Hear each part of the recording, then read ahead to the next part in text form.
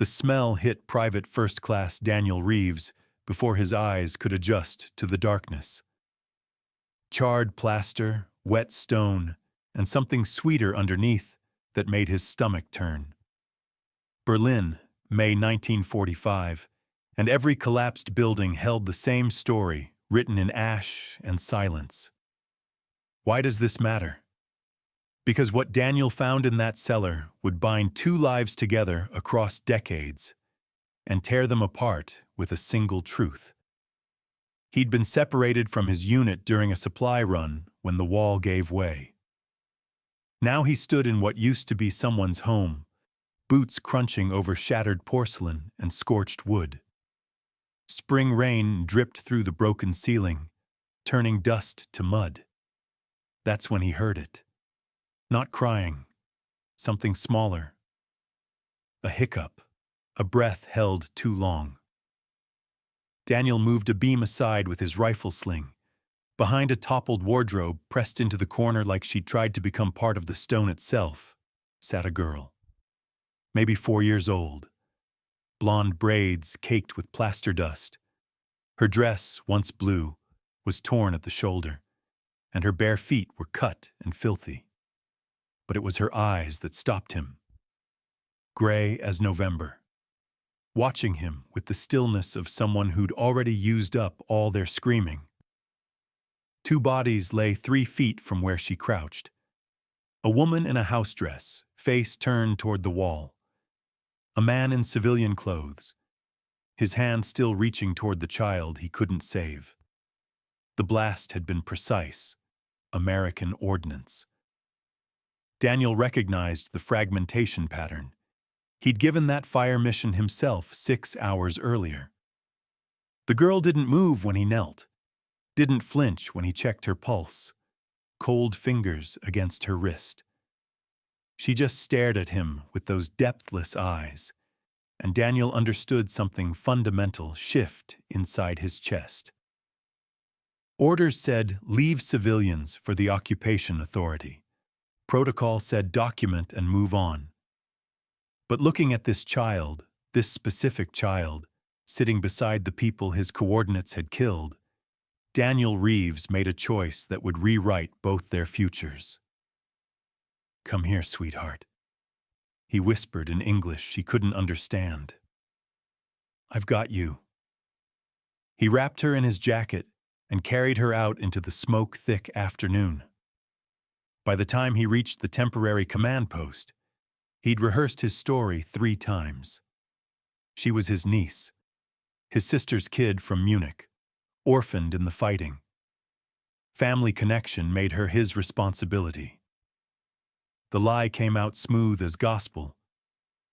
Captain Morris barely glanced at the paperwork Daniel forged that night, copying names from a destroyed church registry.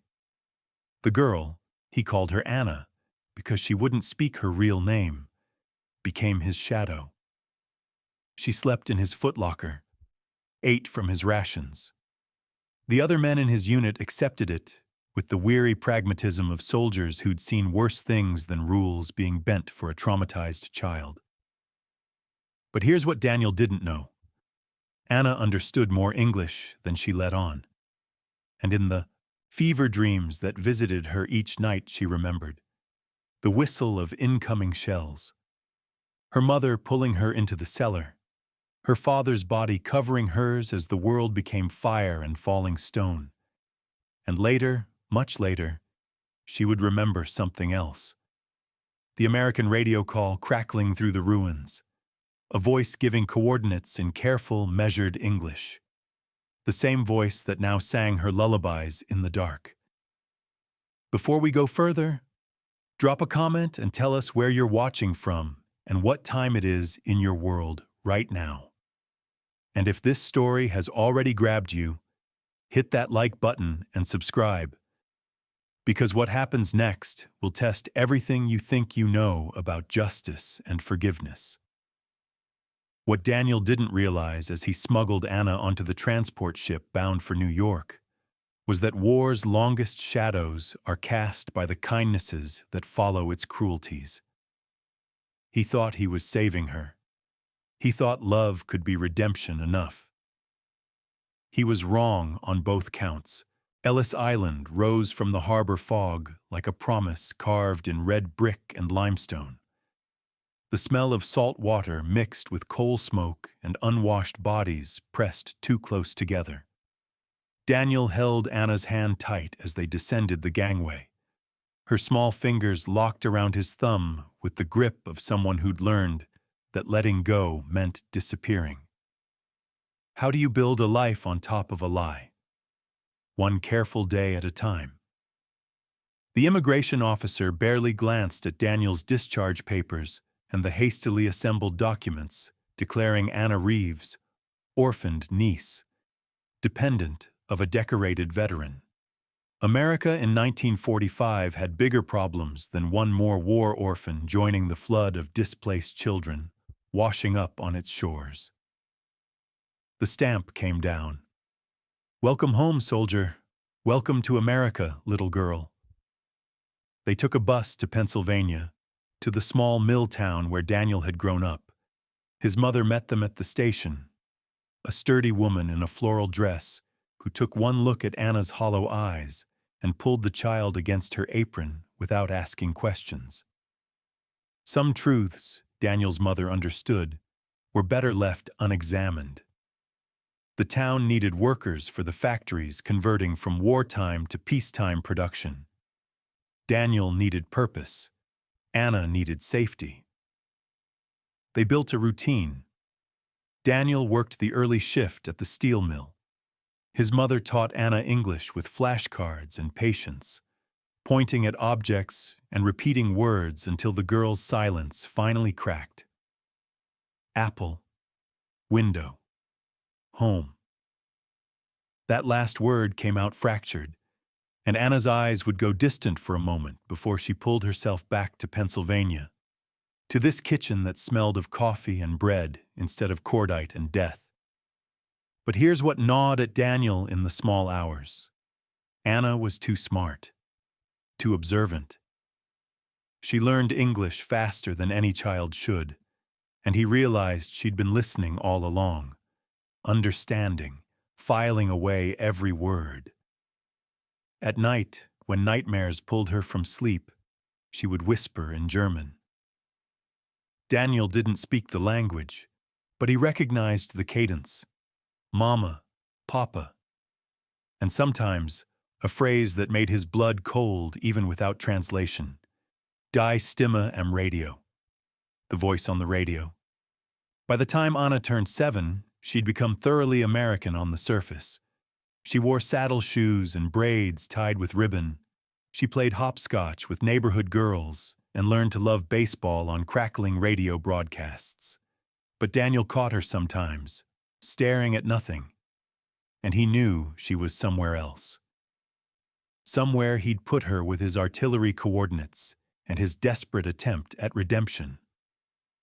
The mill town accepted them without much fuss. People were used to veterans coming home changed, bringing pieces of the war they couldn't leave behind. A traumatized niece seemed like a small burden compared to what some men carried. Anna called Daniel Uncle Danny, and if the relationship seemed a shade too intense, the way he watched her like she might vanish if he blinked, well, that was war for you, made men strange. What nobody knew was that Daniel kept a locked box under his bed. Inside, Anna's original belongings from that Berlin cellar. A small leather shoe, a scorched photograph of a family, mother, father, blonde child, smiling in front of a bakery, and a folded piece of paper with coordinates written in Daniel's own hand. The fire mission that had brought the building down. Evidence, confession. Insurance against the day his conscience finally broke. Anna thrived despite everything, or maybe because of it, children are resilient in ways that shame adult fragility. She excelled in school, particularly in mathematics and languages. She picked up French from a teacher, relearned German in secret from library books, added Spanish from the families moving north for factory work. By age 12, she could code switch between accents so smoothly that people forgot she'd arrived speaking only German silence.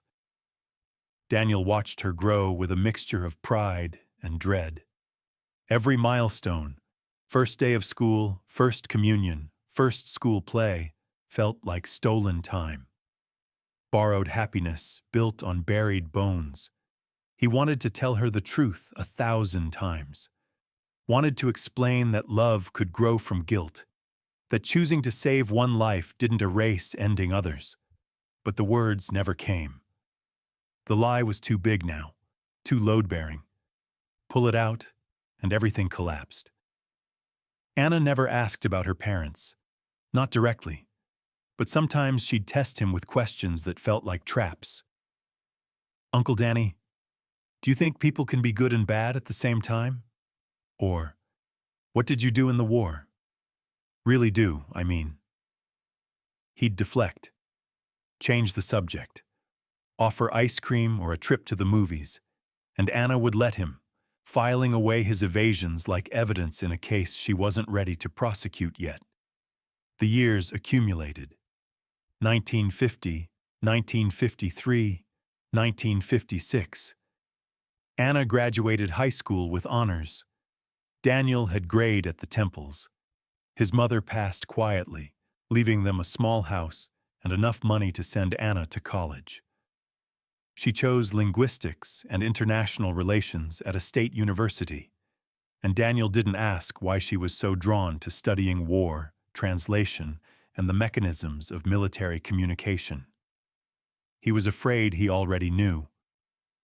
Love built on graves. Can it ever stand? What Daniel didn't see was that Anna had started her own investigation. College gave her access to military archives, to veterans who remembered the Berlin operation, to documents that were starting to be declassified. She wasn't sure what she was looking for yet, just that the pieces of her childhood didn't fit the story she'd been told. The gaps were too clean, the rescue too convenient. And late at night, in her dorm room, she still heard that voice from the radio. The one that gave coordinates in careful English. The one that now echoed in her uncle's bedtime stories and morning goodbyes. The voice was changing in her memory, sharpening, resolving into something she almost recognized. The university library smelled of old paper and floor wax, with dust motes spinning through afternoon light that slanted across mahogany tables. Anna sat in the archives section, surrounded by boxes marked European Theater Operations, 1944 to 45. Her fingers traced through after-action reports, artillery logs, unit rosters, looking for something, anything. What happens when the person who saved you is the same person who destroyed you? She was 22 now, in her final semester. Her thesis focused on civilian casualties during the Allied advance through Germany, a topic her advisor had called ambitious, with a tone that meant, why would you torture yourself? But Anna needed to understand. The nightmares hadn't stopped. The voice on the radio still whispered through her sleep, and recently it had started to sound less like a ghost and more like someone she knew. The file came from a box marked 3rd Armored Division, Fire Missions, Berlin Sector. Standard procedure now allowed limited civilian access to declassified materials. Anna had filed the request 3 months earlier, inventing a research angle about urban combat tactics. What she was really searching for was a street address, coordinates, any record of what happened on that May afternoon 22 years ago when her world became rubble and silence. She found it on page 47 of a field artillery log. May 9th, 1945, 1400 hours. Fire mission authorized by Forward Observer Reeves, Daniel J., Sergeant, serial number 3721849. Target, Suspected German resistance position, residential sector, coordinates matching. Anna's hands went cold, matching the address she'd memorized from that scorched photograph she'd found years ago while cleaning Daniel's room. The same photograph he didn't know she'd seen. The one showing a bakery with German script above the door.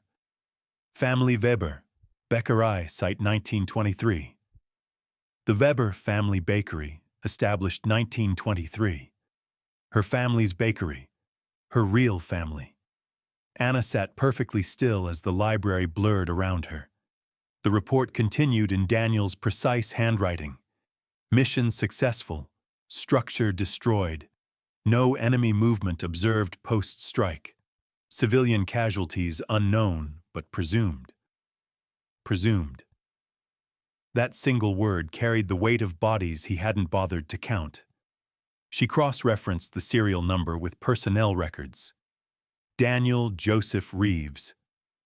Promoted to sergeant 2 days before the Berlin mission. Discharged with honors, August 1945. Returned to Pennsylvania with one dependent child, listed as Anna Reeves' niece, orphaned in Munich. But Anna Weber hadn't been orphaned in Munich. She'd been orphaned at home, by American artillery, on orders from the man who would spend the next 2 decades tucking her in at night. The pieces fell into place with terrible clarity. Daniel hadn't found her by chance. He'd come back to assess his fire, mission's damage, standard procedure for forward observers, and discovered her alive in the ruins. Guilt had driven him to that cellar. Guilt had made him falsify documents, smuggle her out, build an entire life around the lie that she was family instead of victim. Redemption through kidnapping. Love built on murder. Anna closed the file with hands that didn't shake, though something fundamental inside her was fracturing. She thought of Daniel teaching her to ride a bicycle, reading her bedtime stories, sitting up with her through pneumonia when she was 8, walking her to school every morning until she was old enough to go alone. 22 years of kindness from the man who'd killed her parents. What do you do with love when you discover its foundation is made of bones? She left the library as the winter sun set, turning the campus to gold and shadow. The walk home, to the apartment she shared with 2 other students, took 40 minutes. But Anna didn't register the cold or the other pedestrians or the cars passing too close. Her mind was replaying every conversation, every near confession. Every time Daniel had looked at her with that expression she'd mistaken for ordinary parental worry. It wasn't worry. It was guilt watching its redemption project grow up. That night, Anna called home. Daniel answered on the 3rd ring, voice warm with surprise. "Anna, wasn't expecting to hear from you until Sunday. Everything okay?" She almost said it. Almost asked him directly about May 9th, 1945, about fire missions and convenient rescues, and 22 years of lying about who she really was. But something stopped her. Maybe self-preservation. Maybe the need to control the confrontation on her own terms. Or maybe, and this thought made her sick, maybe she wasn't ready to destroy the only family she remembered having. "Everything's fine, Uncle Danny," she said, and the word uncle tasted like ash. "Just wanted to hear your voice." The pause on his end lasted half a second too long. He knew something had shifted. 22 years of living together made them fluent in each other's silences. "You sure?" he asked carefully. "I'm sure. How's everything there?" They talked about nothing for 10 minutes, the weather, his back bothering him again, Mrs. Henderson's cat having kittens, normal words that felt like they were being spoken across an unbridgeable chasm. When Anna hung up, she sat in the dark of her bedroom and let herself cry for the first time since she was 4 years old. She cried for Anna Weber, who died in a cellar in Berlin, for Anna Reeves, who'd been invented to make a guilty soldier feel better. For the parents she barely remembered, but could never forget. And for Daniel, God help her, for Daniel too, because she'd loved him completely, and that love didn't know how to stop just because she'd learned the truth. Trust shattered, but love doesn't die so easily. Over the next 3 months, Anna returned to the archives again and again. She found more records, interviewed veterans who'd served with Daniel, pieced together the full story of that day, that mission, that split-second decision that rippled forward through decades. She learned that Daniel had requested a discharge immediately after bringing her to camp, that he'd turned down a promotion, that several men in his unit reported he'd changed after Berlin, became quieter, more careful, like he was carrying something heavy. He was carrying her, the weight of her survival and his guilt, inseparable. Anna also discovered something else in those archives, a commendation. Daniel had saved 3 soldiers under fire 2 weeks before Berlin, pulling them from a burning vehicle while taking shrapnel to his shoulder. He was a hero, a genuine, documented hero who'd risked his life for others, which made it worse somehow. If he'd been a monster, the moral calculus would be simpler. But Daniel Reeves was a good man who'd made a terrible decision in war and spent 22 years trying to earn forgiveness from a child who hadn't known she needed to give it. Graduation came in May, 23 years almost to the day after Daniel pulled Anna from that cellar. The campus quad smelled of fresh-cut grass and the perfume of 1,000 proud mothers. Caps flew into the air.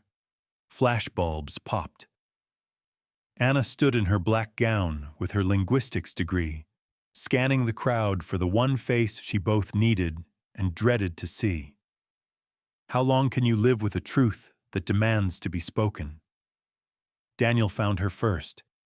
He'd driven 6 hours from Pennsylvania, wearing the same Navy suit he'd worn to his mother's funeral. His face lit up when their eyes met. Pure, uncomplicated pride. And Anna felt something tear inside her chest. 3 months she'd carried this knowledge. 3 months of phone calls where she'd pretended everything was fine. 3 months of planning what she'd say and how she'd say it, and whether saying it at all would destroy them both. "There's my graduate," Daniel said, pulling her into a hug that smelled of Old Spice and the mint candies he kept in his pocket. "Summa cum laude. Your grandmother would have been so proud."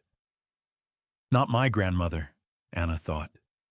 But she said, "Thanks for coming, Uncle Danny." They had lunch at a diner off campus, red vinyl booths and a jukebox playing Elvis. Daniel ordered his usual coffee and a club sandwich, while Anna pushed French fries around her plate, appetite gone. This would be the moment. She'd planned it.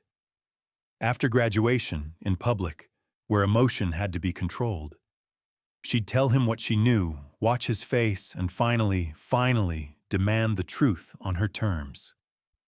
"So," Daniel said, pouring sugar into his coffee with the careful precision of a man who'd once calculated artillery trajectories. "What's next? You got that job offer from the State Department, right? Translation services?" "I did." Anna set down her fork. "They want me in their European Affairs division. Lots of work with German documents. War records mostly." Daniel's hand paused mid-stir, just for a second. Then he recovered. "That's wonderful. Using your languages, making a difference." "Making sense of things," Anna corrected. "Helping people understand what really happened during the war. Finding truth in all the official paperwork and lies and convenient stories." The word lies hung between them like a grenade with the pin pulled. Daniel met her eyes, and Anna saw him understand. Not everything, but enough to know this lunch was about more than celebration. "Anna," he started, voice dropping, "is there something you want to ask me?"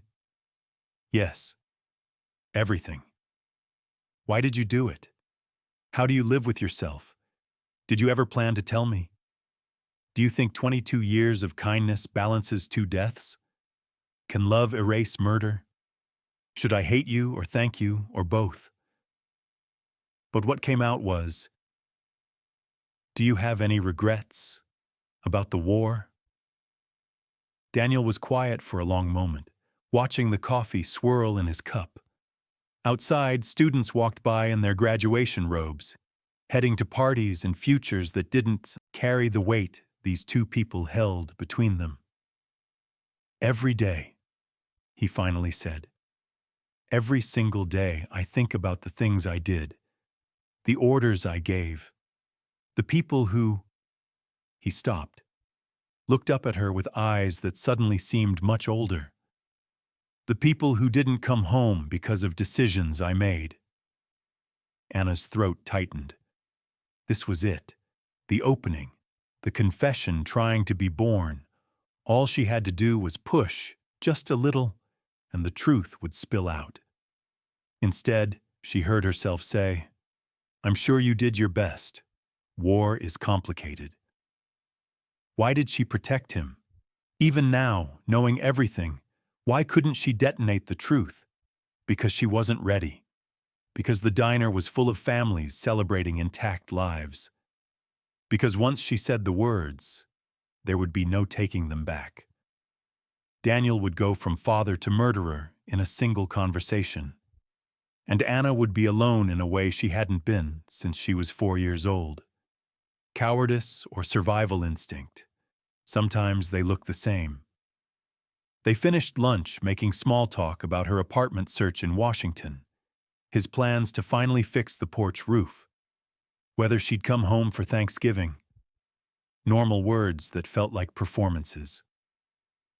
When Daniel dropped her off at her apartment, he hugged her goodbye with an intensity that felt like he knew he might be losing her. "I love you, Anna," he said. "Whatever happens, whatever you learn in life, I need you to know that. Whatever you learn." The phrase was specific, deliberate, a preemptive confession disguised as sentiment. "I know," Anna whispered. "I love you too." And God help her, she did. That was the impossible part. She loved the man who'd killed her parents, loved him for the father he'd been, even while hating him for the soldier he'd been. The two truths couldn't coexist, but they did, tearing her apart from the inside. Anna started her job at the State Department in June. Washington in summer smelled of humidity and cherry blossoms gone to rot.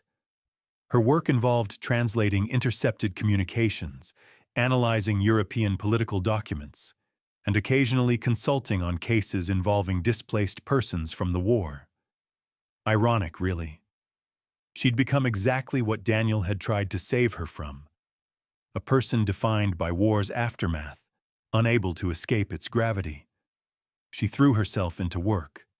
16-hour days, weekends at the office, anything to avoid thinking about the confrontation she kept postponing. Daniel called every Sunday at 7. She let it go to her answering machine half the time, then called back with excuses about deadlines and meetings. He never pushed, never demanded. Just left messages saying he loved her, hoped she was eating enough, would be there whenever she needed him. The guilt of his guilt became her guilt. A recursive loop of pain neither could escape. But the truth has a way of refusing to stay buried. 6 months into her new job, Anna was assigned to a case involving a German woman trying to gain restitution for property seized during the war. The woman's maiden name was Weber, from Berlin. Family had owned a bakery in the sector Anna knew too well. A cousin, a distant relative from a branch of the family tree Anna had never known existed. The woman sat across from Anna's desk with photographs and documents, trying to prove her claim. And one photograph showed a young couple outside a bakery, holding a blonde child who couldn't have been more than 3 years old. Anna's parents. Anna herself. The proof she'd been looking for without realizing it. This bakery, the woman said in German-accented English, belonged to my uncle Friedrich and his wife Greta. They had one daughter. All three were killed in the Allied bombing of Berlin. I am the only surviving family member. I just want what's rightfully ours. Anna stared at the photograph of herself, of the girl she'd been before Daniel renamed her, and felt the last piece of her old life slide into place. I'll help you, Anna said. I'll make sure you get everything you deserve. The truth was coming, whether she was ready or not. The State Department building in winter felt like a tomb, all marble echoes and fluorescent light that leached color from everything. Anna sat across from Helga Weber-Strauss, her distant cousin, watching the older woman's hands tremble as she sorted through documents proving a family Anna had been stolen from. When does justice for one person become cruelty to another? Helga had brought everything: birth certificates, property deeds, letters from neighbors testifying that the Weber bakery had stood for 3 generations before American shells reduced it to smoking brick, and photographs. So many photographs of people Anna should have known. Uncles, aunts, grandparents who died before the war. A whole genealogy of ghosts. Friedrich was my mother's brother, Helga explained in careful English. A good man, a baker, not a soldier. He refused to join the party, which made life difficult, but he survived until May 1945. Her voice caught. 3 more weeks and he would have lived. His wife Greta and little Anna. She touched the photograph. She would be 28 now, close to your age. Anna's coffee had gone cold. She couldn't look away from the photograph of herself at 3, held by a father she didn't remember, and a mother whose face she only saw in nightmares. What happened to them? The bakery was hit during the final fighting. American artillery. The whole building came down. Helga's eyes were dry. 28 years had drained her of tears. They found Friedrich and Greta in the cellar. Never found Anna. I always hoped she survived somehow. That maybe she was taken to an orphanage or adopted by a Soviet family. Foolish hope, probably. Not foolish. Accurate. Just aimed at the wrong country. Anna made copies of everything, filed the restitution paperwork with unusual speed, and promised Helga she'd see justice done. When the older woman left, Anna sat alone in her office as evening darkness pressed against the windows. She had a choice now. Tell Helga the truth, that Anna Weber had survived, had been renamed and raised by her family's killer. Or let the lie continue and simply process the claim without revealing herself. The moral calculus was impossible. Telling the truth meant exposing Daniel, destroying him. But keeping silent meant letting Helga believe her cousin's entire family had been erased when one piece remained.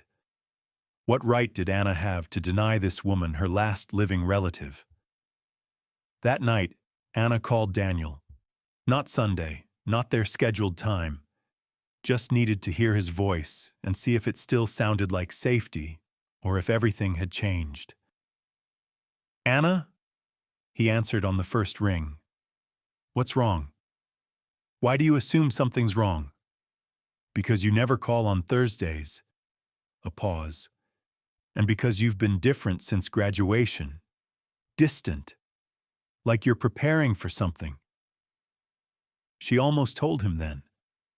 Almost laid it all out, the archives, the fire mission logs, the cousin who'd walked into her office carrying proof of who Anna really was. But what came out instead was, do you think people can be forgiven for things done in war? Daniel was quiet for a long time. She could hear him breathing, could picture him sitting in the kitchen where she'd grown up, probably at the same table where they'd shared 1,000 meals. "I think," he finally said, "that forgiveness isn't really the question. Some things you do, you just have to carry.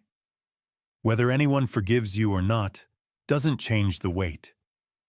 What if the person you hurt never knew you hurt them? Then you carry it alone, which is maybe what you deserve." Anna closed her eyes. He was confessing, obliquely, carefully, but confessing nonetheless. Telling her in the only way he could that he'd been carrying her, the weight of her survival and his guilt, for 28 years. "Uncle Danny," she whispered, "I need to tell you something. I know what you're going to say." His voice was steady, resigned. "I've known for months that you were getting close to the truth. Maybe I always knew this day would come. Love doesn't make peace. It just makes the war internal." "Then tell me," Anna said. "Tell me in your own words what happened." And he did.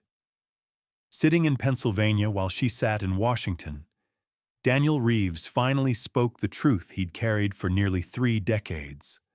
The fire mission, the coordinates, the assessment afterward, where he found a child alive in the rubble of his orders. The decision, made in less time than it took to describe, to save one life when he'd just ended 2. The forgery, the lies, the 28 years of trying to be enough of a father that maybe somehow it would balance. "I know it doesn't," he said. "I know nothing I did makes up for what I took from you. But Anna, you have to understand. When I found you, I couldn't leave you there. I couldn't walk away. Maybe that was selfishness. Maybe I saved you to save myself.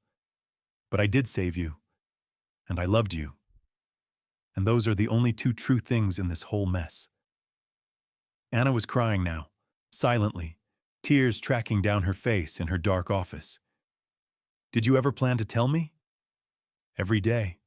And every day I was too much of a coward." A shaky breath. "What are you going to do?" The question hung between them across 300 miles of telephone wire. What was she going to do?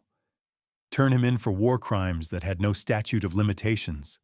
Expose him publicly and watch his life implode? Walk away and never speak to him again? Or somehow, impossibly, find a way to hold both truths at once? That Daniel Reeves had destroyed her family, and that Daniel Reeves had been her family. "I don't know," she whispered. "I have a cousin, Helga.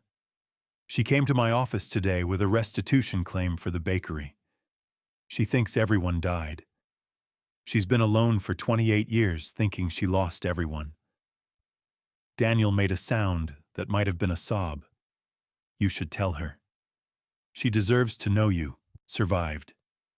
If I tell her, she'll want to know how, where I've been, who raised me. Then tell her that too.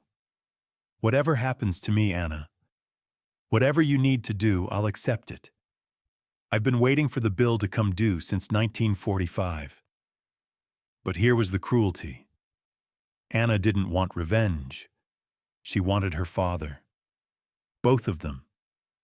The one who'd died protecting her and the one who'd lived raising her. She wanted Daniel punished and forgiven simultaneously. She wanted the past rewritten and accepted as is. She wanted contradictions that couldn't exist in the same universe.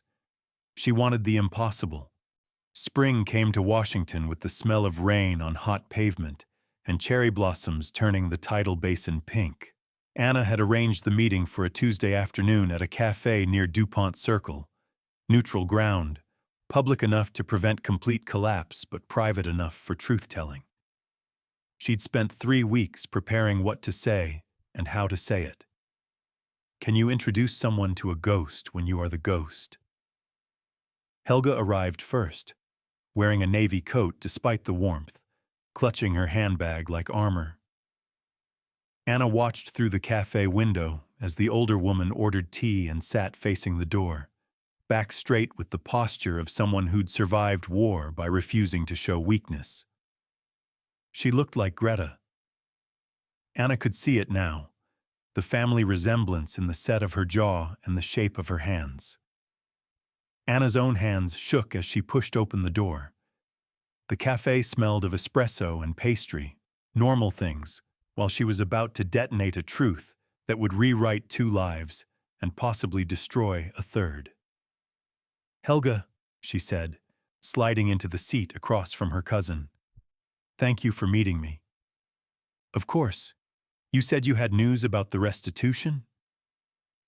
Helga's English was better than it had been months ago, practiced and careful. "Yes. But first, I need to show you something." Anna pulled out the photograph she'd carried for 28 years, the one from Daniel's locked box that she'd taken months ago, the scorched photo of Friedrich, Greta, and their daughter in front of the bakery. "Do you recognize this?" Helga's face went white. Her teacup rattled against its saucer. "Where did you get this? This was in Friedrich's apartment. I looked for it after the war, but everything was destroyed. How do you—" She stopped, looking between the photograph and Anna's face, really looking for the first time. "Oh my God," Helga whispered in German. "Die Augen." Greta's eyes. Anna nodded, throat too tight for words. She pulled out her own identification, her birth certificate, the real one she'd obtained through State Department channels, that showed Anna Marie Weber, born February 14th, 1941, Berlin, to Friedrich and Greta Weber. "I'm Anna," she said simply. "I survived." The cafe sounds faded to nothing as Helga stared at proof of an impossible resurrection. Her hands reached across the table, grasping Anna's, touching her face, checking that she was real and solid and not some trick of grief and longing. "But how? Where have you been? Why didn't you—" Questions tumbled over each other, and Anna saw the moment when confusion turned to something harder. 28 years.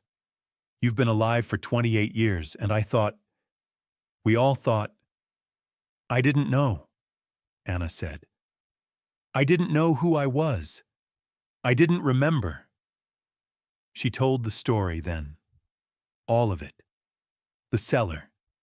The American soldier who found her. The lie about being his niece.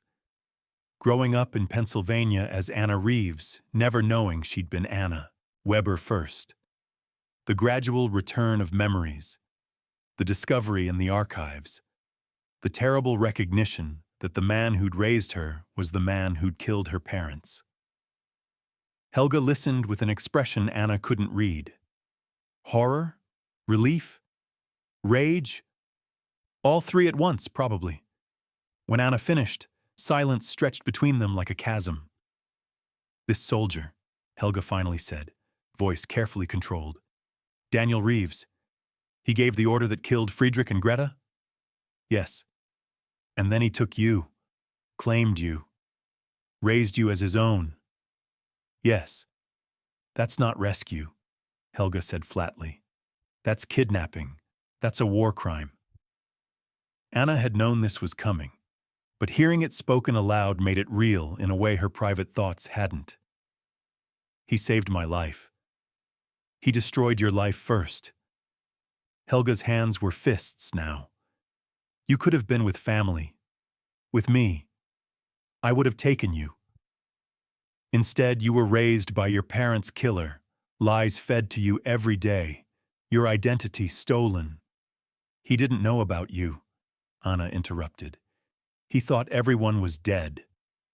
"That doesn't matter." Helga's voice rose, drawing looks from other tables. She lowered it with visible effort. "Anna, don't you see? He didn't save you out of kindness. He saved you out of guilt. You were his penance project, his living apology." He got to feel like a good man while you— She stopped, shaking her head. You lost everything. Your language, your culture, your family, yourself. Every word was true, and every word felt like a betrayal of the man who'd sung her lullabies and taught her to ride a bicycle and sat up with her through nightmares he'd caused. Justice demands a price, but who decides what's fair? What do you want me to do? Anna asked quietly. What would make this right? Helga was silent for a long moment, staring into her tea like it held answers. I want you to report him. File charges. War crimes don't have a statute of limitations. He should face consequences for what he did. And if I can't do that? Can't or won't? Helga's eyes were hard now. You love him. After everything, you still love the man who murdered your parents. I don't know how not to, Anna whispered. I hate him and I love him, and I can't make those feelings make sense together, but they're both true. Then you're still his victim, still trapped in the lie he built. Helga stood, gathering her coat and handbag. The restitution will go through. You'll get half of everything as Friedrich's heir. But I can't sit here and watch you defend the man who destroyed our family. When you're ready to choose justice over sentimentality, call me. She left Anna sitting alone with cold coffee and the weight of impossible choices. Through the window, Anna watched her cousin disappear into the Washington crowd, another family member she'd lost before really finding. That night, Anna called Daniel. No preamble, just, I told Helga everything. A long pause, then, how did she take it? She wants me to turn you in. File war crimes charges. You should. Anna, listen to me. His voice was steady, final. Your cousin is right. What I did, taking you, lying to you, raising you without telling you the truth, that was wrong.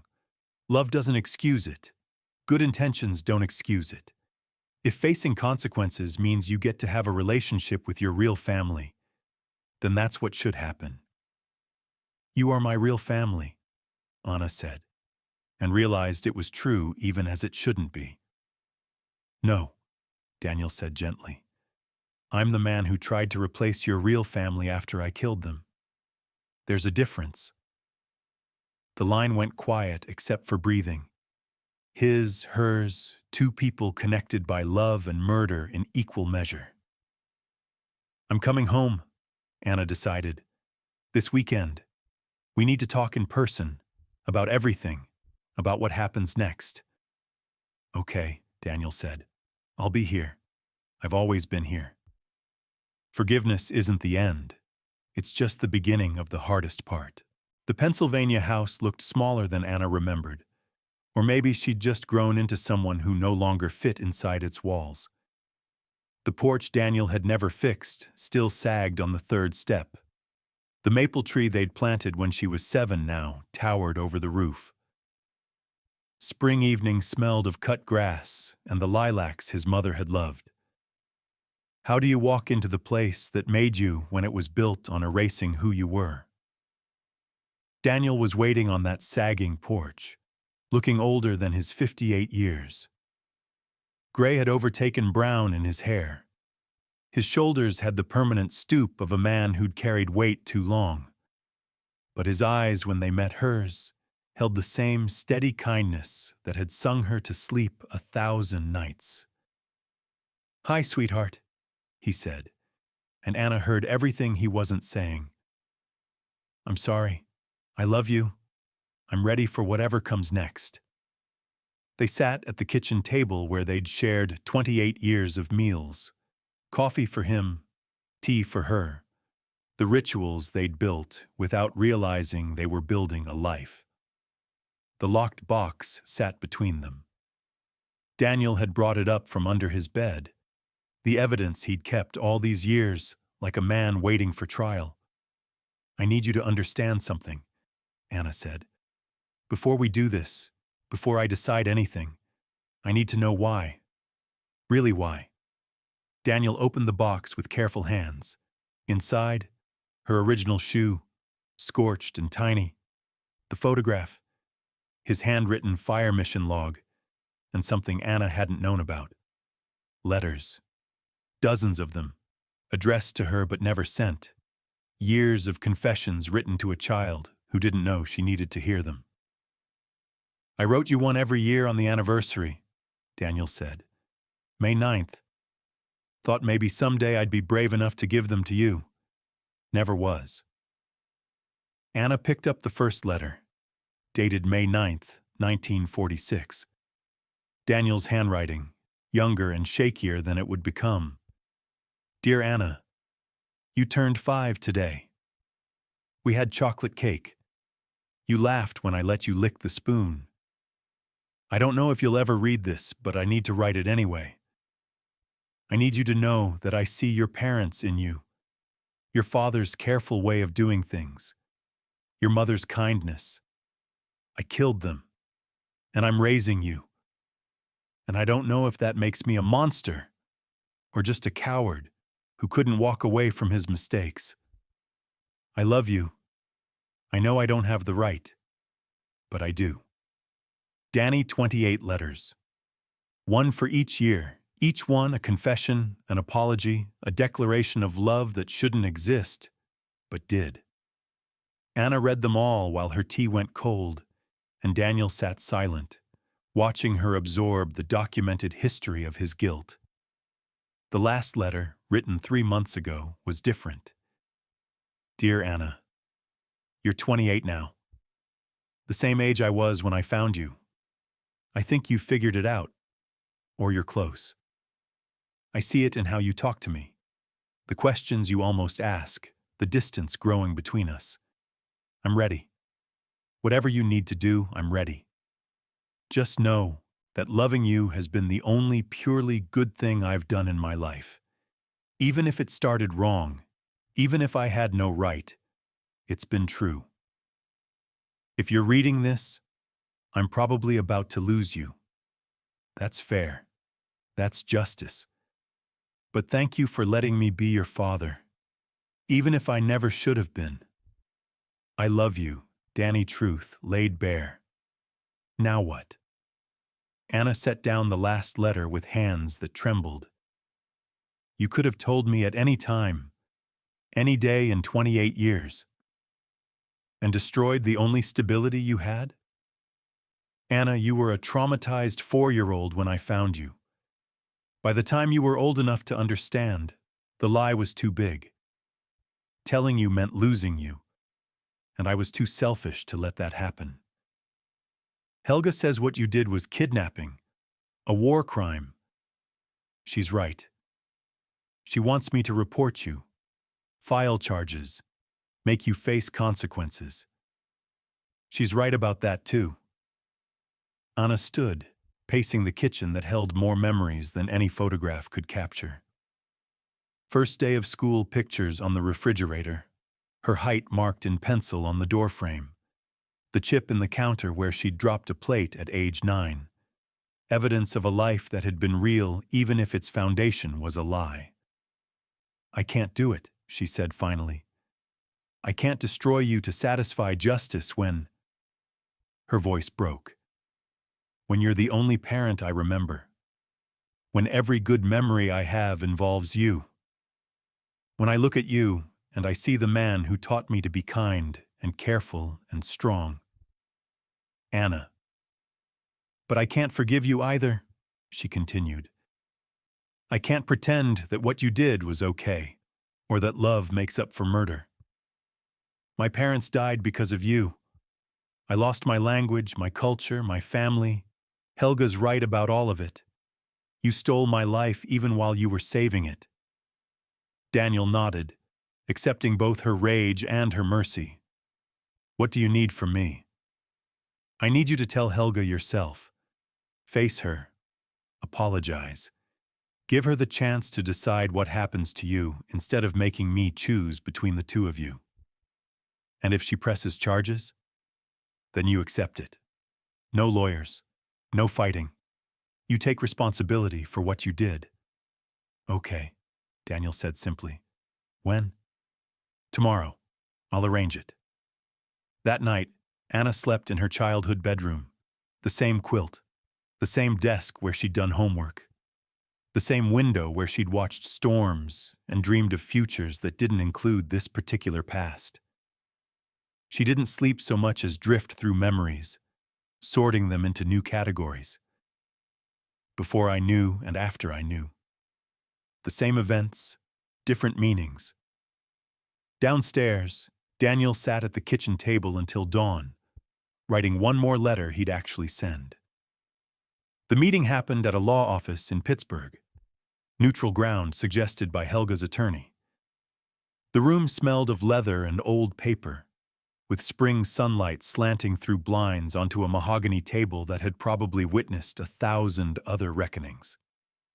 Helga arrived with her lawyer, a sharp-eyed woman in her 40s. Daniel came alone. Anna sat between them, mediator and witness and victim all at once. Mrs. Weber-Strauss, Daniel began before anyone else could speak. My name is Daniel Reeves. On May 9, 1945, I gave an artillery fire mission that killed your uncle Friedrich Weber and his wife Greta.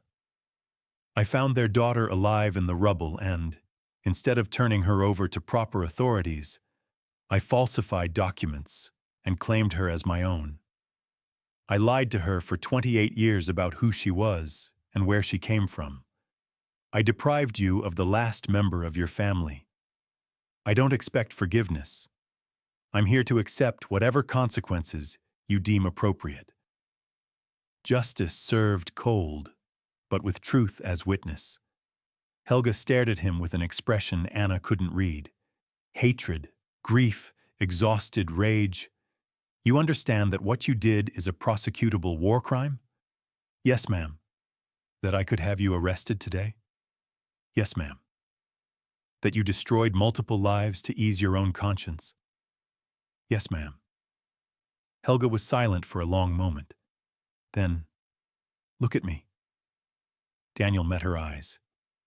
Do you love her? Truly love her. Not as your penance, but as your child. With everything I am. And did you, in all those years, did you treat her well? Keep her safe? Give her a good life? Daniel's voice was steady. I tried.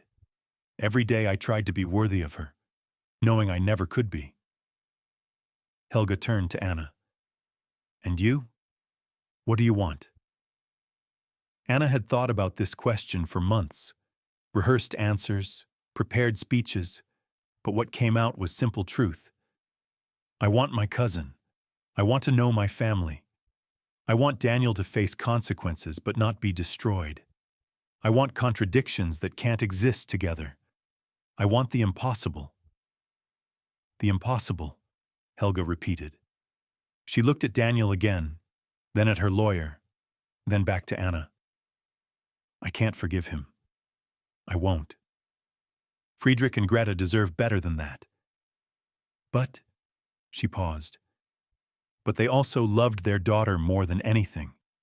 And if you've had a good life, if you've been loved and protected and raised well, then perhaps some small part of their love continued through the worst possible channel.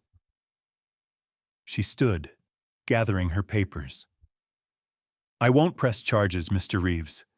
Not because you deserve mercy, but because destroying you would hurt Anna, and she's suffered enough. But you will do something for me. Anything, Daniel said.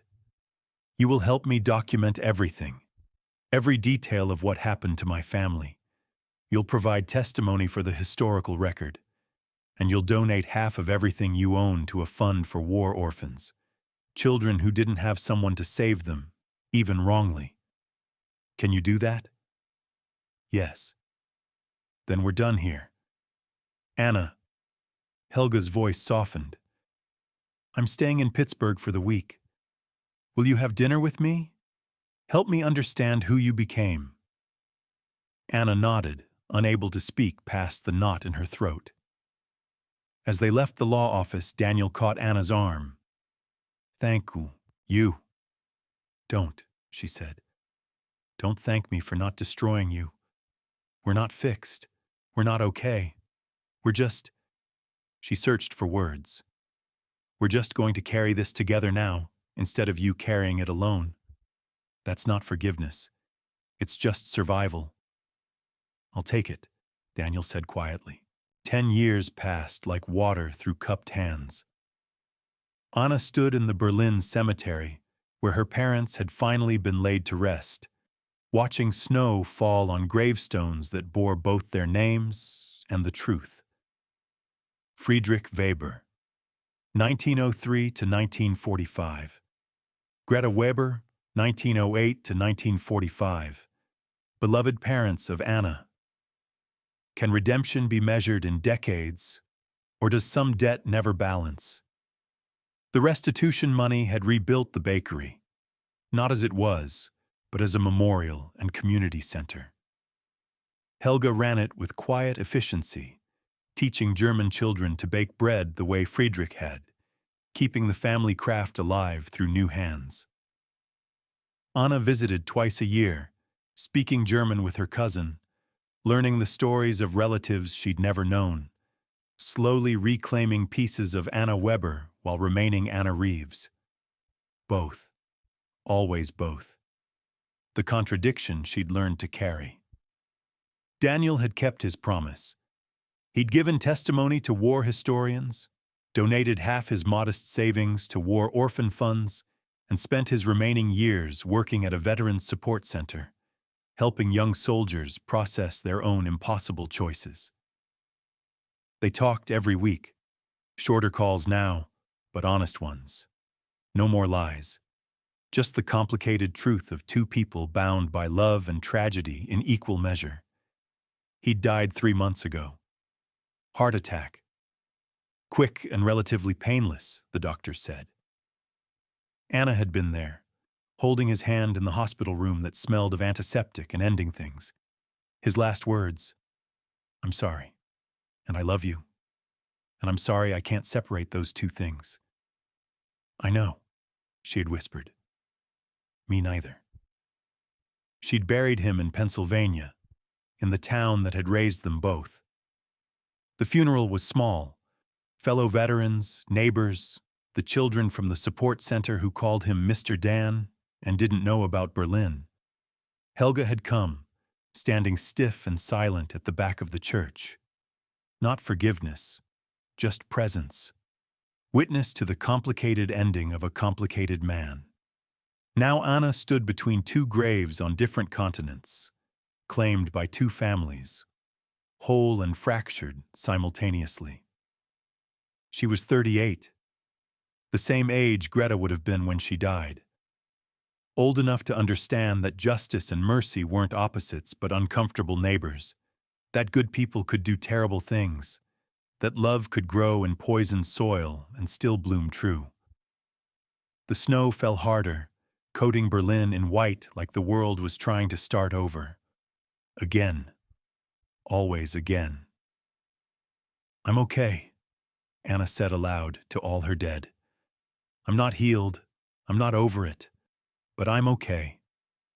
She pulled her coat tighter, the same navy one Helga had worn to their first meeting, and walked through the cemetery gates toward the bakery where warm light glowed in the December afternoon. Inside, children laughed while learning to knead dough. The smell of yeast and cinnamon filled the air. Life continuing. Memory honored but not worshipped. Anna had learned to speak all her languages now. German with Helga, English with Daniel's ghost, and the private language of grief and gratitude that had no words in any tongue, only the understanding that surviving meant carrying contradictions until they became simply the shape of your life. She taught linguistics at the University of Berlin now, specializing in how war changes language, how trauma lives in the words we choose and avoid. Her students thought she was brilliant. They didn't know she was really just translating her own fractured history into something teachable, something that might help others make sense of their own impossible inheritances. Some nights, she dreamed of that cellar, but now the dreams had two versions. In one, her father shields her with his body, and she's alone in the dark until Daniel finds her. In the other, there's no blast at all. Friedrich and Greta survive, raise her, and she grows up knowing exactly who she is. Both dreams felt equally real, equally true. Both lives lived in the space between what happened and what almost happened. Love and justice, sometimes they're the same silence. At the bakery, Helga handed her an apron without speaking. They worked side by side, shaping loaves for tomorrow's customers, hands moving through the rituals Friedrich had invented, and Daniel had inadvertently preserved by saving the child who'd carry them forward. War had tried to end this family. Instead, it had just made their survival more complicated, more costly, more miraculous. He wasn't a good man, Helga said quietly, apropos of nothing. No, Anna agreed. But he tried to be. That has to count for something. Does it? Anna shaped her dough into a round loaf, the way her father, both her fathers, had taught her. I don't know. But I'm still here. You're still here. The bakery is here. Maybe that's answer enough. The snow outside turned the city into something soft and forgiving. Inside, the ovens warmed everything they touched, and Anna Weber Reeves, daughter of 2 countries and 3 parents, claimed by murder and saved by guilt, continued the work of living with ghosts, who'd shaped her into someone neither of her families would recognize, but both might understand. They say on quiet nights in Berlin, if you walk past the old cemetery where the Weber family rests, you can still hear a child's laughter mixing with the sound of distant artillery. A reminder that some echoes never fade. They just learn to harmonize with new songs. If this story moved you, touched something in your own complicated history, or made you think differently about forgiveness and inheritance, leave a comment below. Share it with someone who needs to know that surviving messy truths is its own kind of courage. And subscribe, because every story we carry deserves to be witnessed, even the ones that don't have easy endings.